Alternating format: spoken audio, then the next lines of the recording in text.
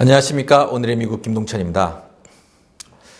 뉴저지주 연방상원에 도전하는 앤디 김 연방의원의 푸른색 정장이 스미소니언 연구소에 소장되었습니다.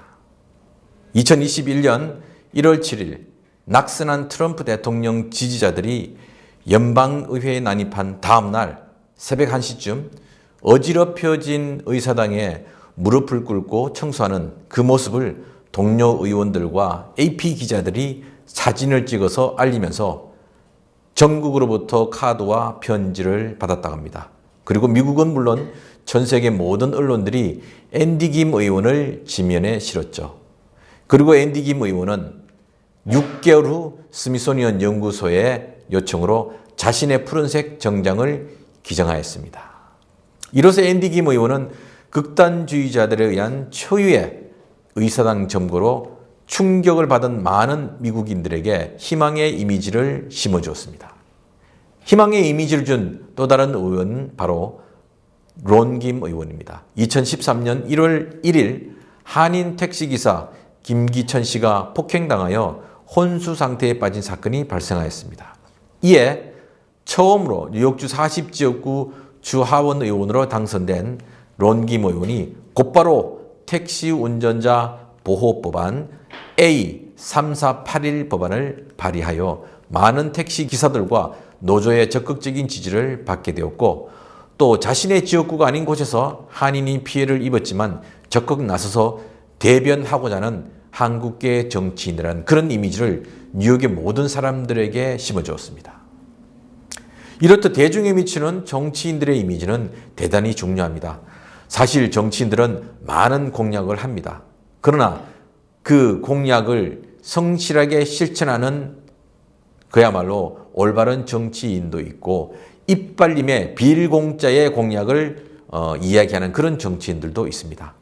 사실 정치인들의 공약을 제대로 지켜지고 있는지 눈여겨 지켜보는 유권자들은 그리 많지 않습니다. 그래서 정치인들은 미디어 등 온갖 방법을 동원하여 자신의 이미지 부각에 현안입니다. 그러다 보니 거짓말로 유권자를 현혹하여 뉴욕주 3지역구 연방하원에 당선되었다가 1년 만에 의회에서 강제 퇴출당한 조지 산토스와 같은 사기꾼도 나타나는 것입니다. 지금 우리는 최고로 발전한 민주주의 시대에 살고 있습니다. 사실 수천 년 전 인류 문명에 여러 번의 민주주의 시대가 있었지만, 특히 민주주의 시조인 그리스, 아테네의 민주주의도 300년을 넘기지 못하고 몰락하였습니다. 그 몰락의 내용을 보면 지금의 민주주의 위기와 별반 다르지 않았습니다. 대중과 유권자들이 정치인의 옥석을 구분하지 못하고 이념과 이익에 따라서 편을 갈라 싸우게 되면서 사법부의 과도한 개입을 부르게 되고, 또 사법부를 장악한 세력들의 공정하지 않은 판결에 민주주의 운영의 원칙과 제도에 대한 신뢰가 무너지면서 스스로 무너진 것입니다. 2024년에는 21세기 정치, 경제, 사회, 문화적으로 큰 영향력을 가진 전 세계 절반의 나라들이 총선이나 대통령 혹은 총선과 대통령 모든 선출을 하는 그런 선거를 치릅니다. 그중 미국은 대통령 연방하원 435명 전원, 연방상원 33명, 주지사 11명을 선출하는 그야말로 대대적인 권력 재창출의 선거를 합니다. 그리고 지금 우리 앞에 닥쳐진 현실은 대격변기이자 아주 위험한 시대입니다. 인간의 통제가 불가능한 기후변화로 각종 재난이 발생하고 있고, 역시 인간 통제를 넘어서고 있는 인공지능의 시대가 심각하게 다가오고 있습니다. 그리고 국론조차도 심각하게 분열이 되어 있죠. 정치, 경제, 이 모든 것의 이익과 가치에 따라서 국가 간 편가르기가 또 일어나면서 전쟁이 나고 그 전쟁이 점점 확전이 되고 있죠. 그야말로 신중한 선택을 해야 합니다.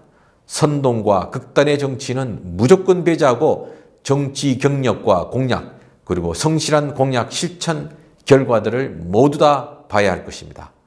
민주주의 사회의 정의는 바로 힘없고 가난한 자들을 보호하고 부지런한 중산층들에게 보다 나은 희망을 위한 정책을 내놓고 정치 활동하는 것입니다.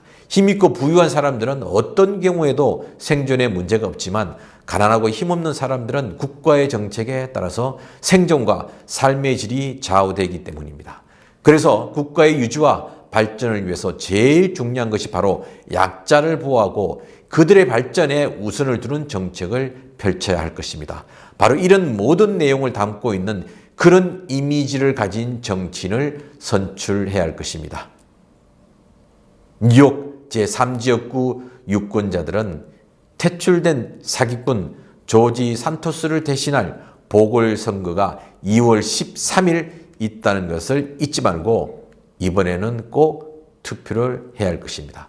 경력과 능력을 인정받는 그런 연방의원을 선택해야 할 것입니다. 뉴욕 제3지역구 연방하원 보궐선거에 투표율이 그리 높지 않을 것입니다.